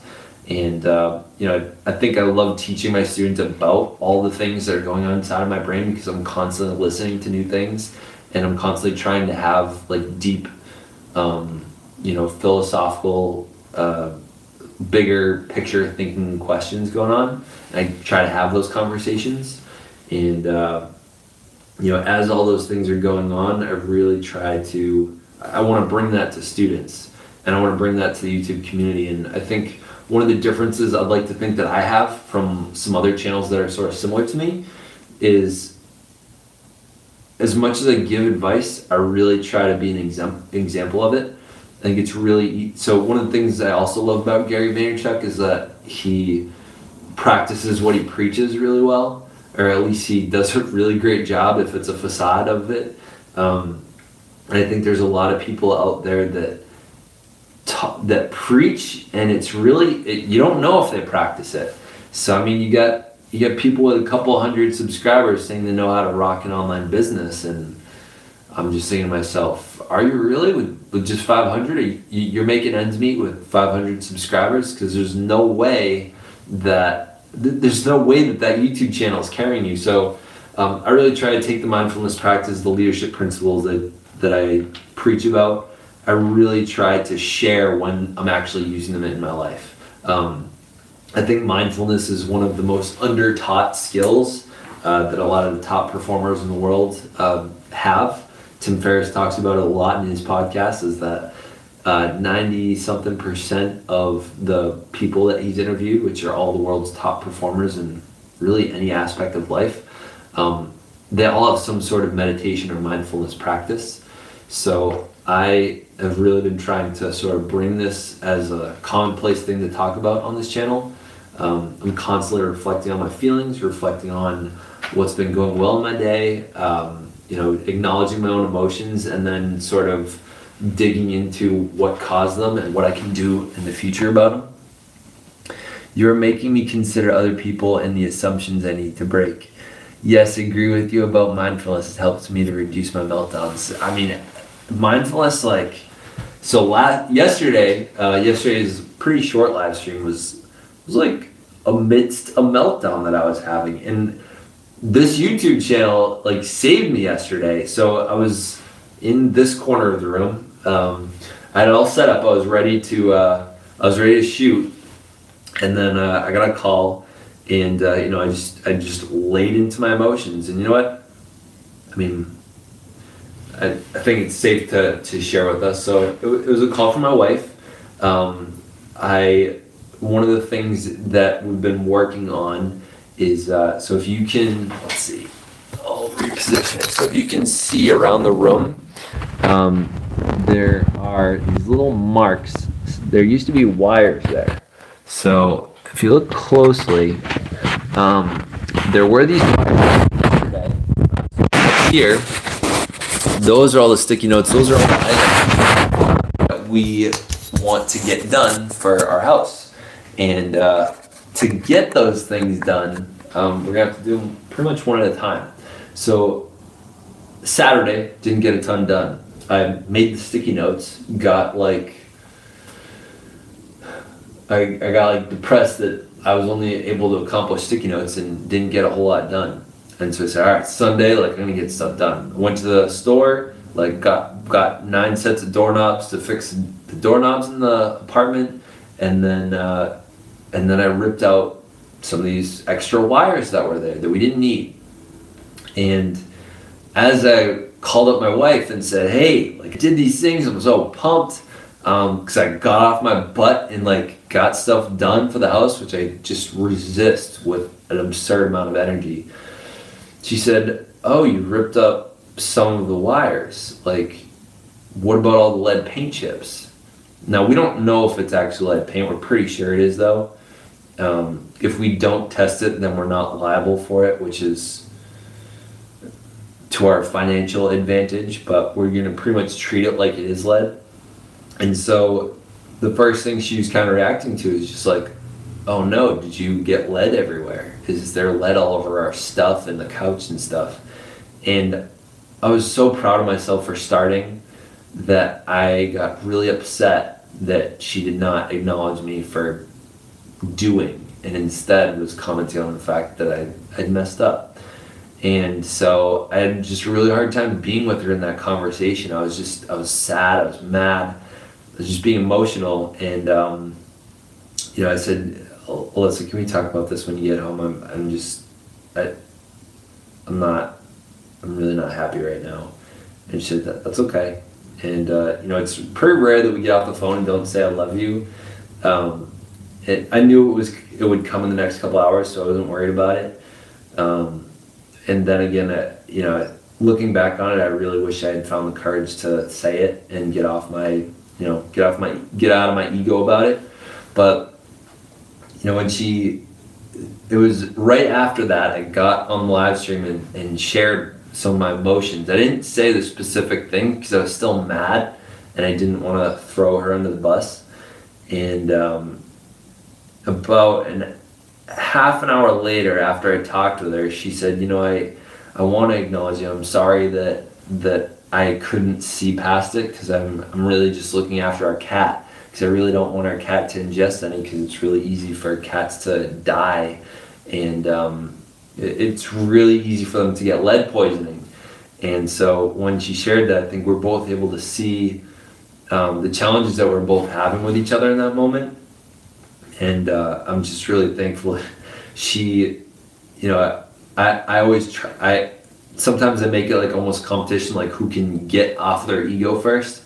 And that time it was her. She got off it before I did, and she acknowledged me and she said, thank you for working. I know you were just trying to get things done, even when it doesn't feel like we're prepped for it. So, and she thanked me, and then I just acknowledged, like, I did mess up. Like, I did possibly get lead paint chips a lot of places. We might have to throw out some things. So I was able to acknowledge that I messed up. And that right there is the power of mindfulness. The relationship I get to have with Alyssa, because of those conversations we get to have together, you can't ask for a better relationship. You can't ask for, like, that is the skill, is being able to acknowledge your emotions, notice that you're being emotional, and be able to redirect those emotions so you can reflect on them and then look at them as what they are, instead of look at those emotions as what they are, instead of kind of being a victim to them, because it's really easy to be taken over by our emotions and just letting them run the show. So I think that's the mindfulness practice that I've been thankful enough to kind of discover and have a partner that really helps me learn it and get better at it, to the point where you react 100% times less than than you did before.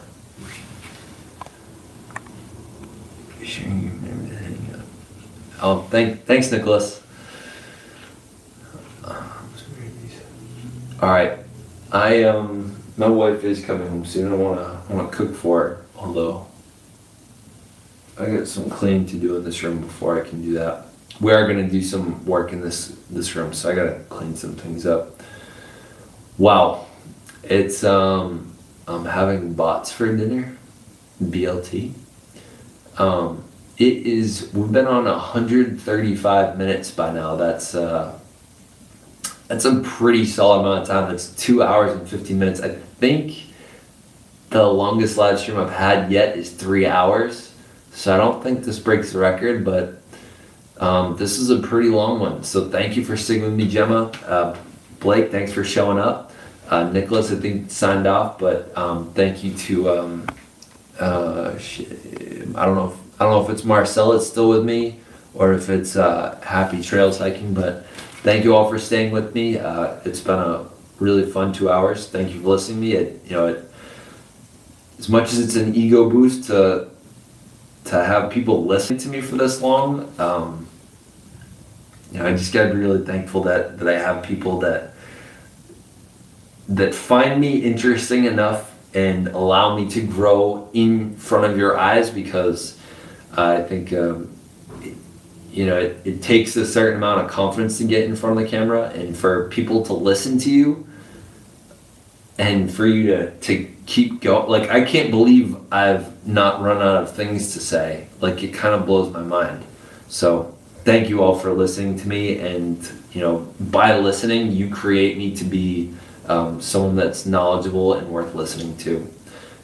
Without my viewers, I'm not really much. So thank you. If you like this, give it a like. If you found value in this, share my channel with someone else that you think would appreciate it or gain from it.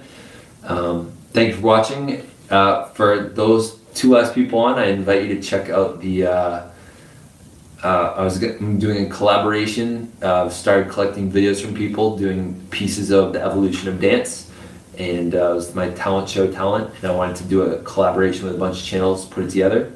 I look forward to receiving more submissions. Thank you. Stay weird. Yoink!